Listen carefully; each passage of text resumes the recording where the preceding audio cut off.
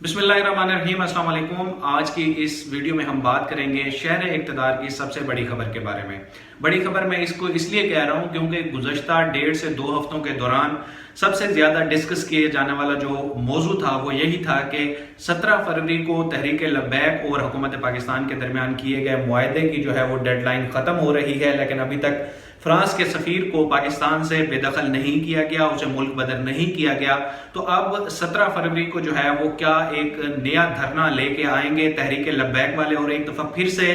Faizabad interchange जो है वो वहां पे तहरीक लब्बैक के धरने का जो है वो स्टेज सजेगा। लेकिन अब ऐसा नहीं होने वाला क्योंकि हुकूमत और तहरीक लब्बैक के दरमियान एक ज़िमनी मुआहदा जो है वो तय पा गया है और अब हुकूमत को वक्त मिल गया है 20 अप्रैल तक का। हुकूमत ने 20 अप्रैल तक पार्लियामेंट में एक बिल लाना है जिससे जो है वो पार्लियामेंट से राय ली जाएगी कि फ्रांस के साथ हमारा जो ताल्लुकात का एक स्टेटस है वो नेक्स्ट अब क्या होना चाहिए, क्योंकि जो गुस्ताखाना खाकों की इशाअत के बाद एक मौक़िफ़ लिया था फ्रांस की हुकूमत ने, उसके बाद जो है वो पूरी दुनिया के मुसलमानों की दिल आज़ारी हुई थी और पाकिस्तान में भी शहर शहर जो है वो एहतजाजी रैलियां और मुजाहरे किए गए थे। और इसी सिलसिले में तहरीक लब्बैक की एक बड़ी रैली जो कि लियाकत बाग से शुरू हुई थी और फैजाबाद पे जाके फिर ये धरने में तब्दील हो गई। उन पर काफी शेलिंग भी की गई, पुलिस की जानिब से गिरफ्तारियां भी हुई और तहरीक लब्बैक की जानिब से ये मौक़िफ़ बाद में सामने आया था कि हम तो एक पुरअमन रैली करना चाहते थे, लेकिन हुकूमत की जानिब से जो है वो ताकत का इस्तेमाल करके हमें धरना देने पर मजबूर किया गया। लेकिन उस धरने के बाद जो है उस धरने को खादिम रिजवी साहब लीड नहीं कर रहे थे। अगले दिन जब यहाँ पे रैली जो है वो धरने की सूरत में बदल चुकी थी, फिर खादिम रिजवी साहब यहाँ पर आए थे और उनका हुकूमत के दरमियान एक मुआहदा हुआ था जिसमें ये कहा गया था कि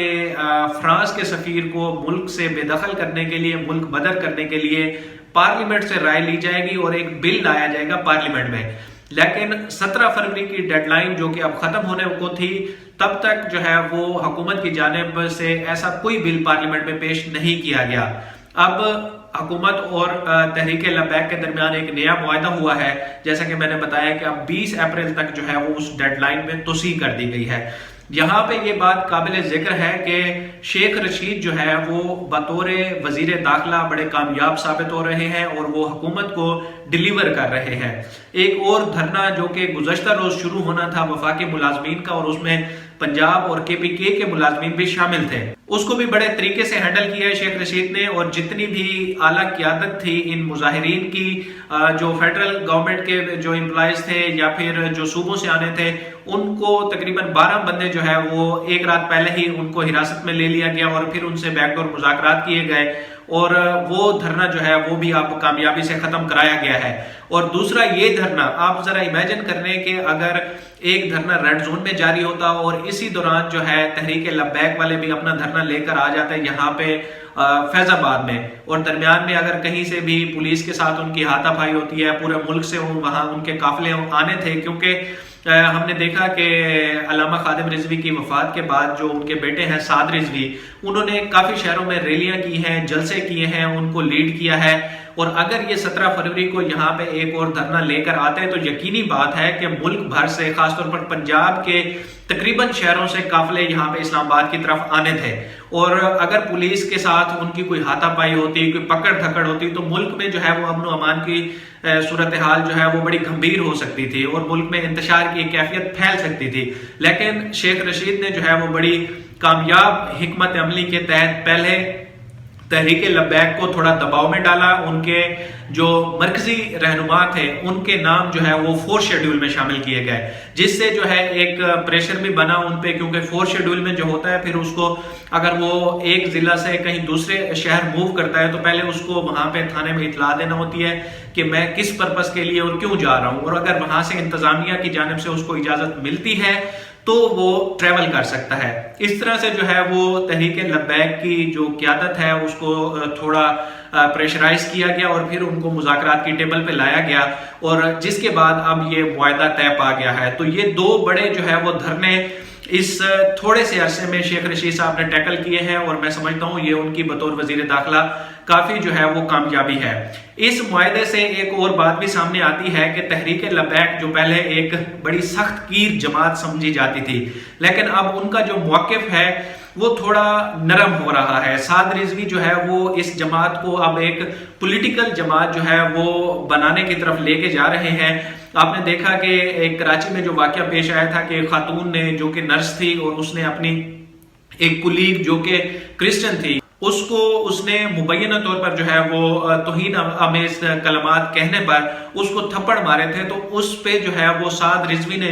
اس خاتون کو جو ہے وہ خراج تحسین پیش کیا ہے. یعنی کہ اب وہ جو خواتین کا جو ایک پورشن ہے وہ بھی کیپچر کرنا چاہتے ہیں. اور میرے مائنڈ میں یہ سوال تھا, اس پہ میں نے ویڈیو ویسے ہی کرنی تھی کہ کیا اس بار جو ہے وہ تحریک لبیک کے دھرنے میں خواتین جو ان کی کارکنان ہیں وہ بھی شامل ہوں گی. تو یہ جو بیان ان کا آیا تھا اس سے مجھے اسپیسیفک یہ لگ رہا تھا کہ اب وہ جو ہے وہ فیمیل کو بھی ٹارگٹ کر رہے ہیں اور یہ والا جو پورشن ہے یہاں پر بھی اپنی ایک سٹرینتھ جو ہے وہ شو ضرور کریں گے. لیکن اب چونکہ یہ دھرنا جو ہے وہ ٹل چکا ہے تو مین وائل ہم دیکھیں گے کہ مزید جو ان کے جلسے احتجاج یا ریلیاں ہوتی ہیں وہاں پہ خواتین کو کتنی نمائندگی دی جاتی ہے. لیکن یہ جو معاہدہ ہے اس سے آپ کو یہ چیز فیل ہو رہی ہوگی کہ سعد رضوی اب ایک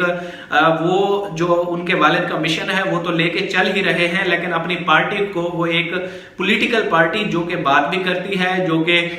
اس قومی دھارے میں سیاسی دھارے میں شامل جتنی بھی جماعتیں ہیں ان کے ساتھ مل کر وہ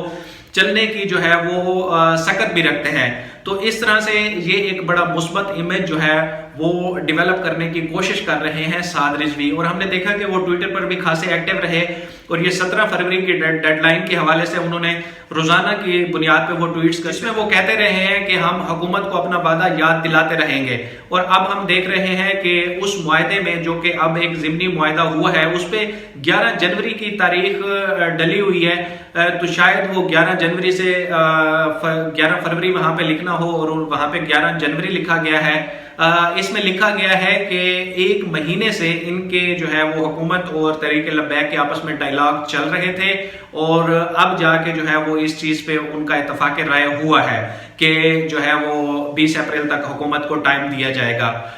یہ ایک لمبا عرصہ جو ان کے مذاکرات چلتے رہے. اس دوران بھی شیخ رشید کا جو ہے وہ ایک بیان آیا تھا کہ تحریک لبیک کے ساتھ جو ہے وہ ہم کوئی بیچ کا راستہ جو ہے وہ نکال لیں گے. اس میں آپ دیکھیں کہ وزیر اعظم عمران خان کی بھی بڑی کامیاب حکمت عملی رہی ہے کہ انہوں نے ایک دفعہ وزیر اعظم ہاؤس میں علماء و مشائخ سے ملاقات کی ہے, پھر علماء و مشائخ کانفرنس میں بھی وہ گئے ہیں, وہاں پہ انہوں نے خطاب کیا ہے اور ملک کے جتنے بڑے جو ہے وہ گدی نشین تھے, سجادہ نشین تھے, وہ وہاں پر موجود تھے. تو ایک ٹیکنیکل انداز سے بڑے طریقے سے حکومت نے جو ہے یہ دھرنا جو ہے مزید 2 مہینے کے لیے مؤخر کر دیا ہے. لیکن اس 2 مہینے بعد بھی دیکھیں گے کہ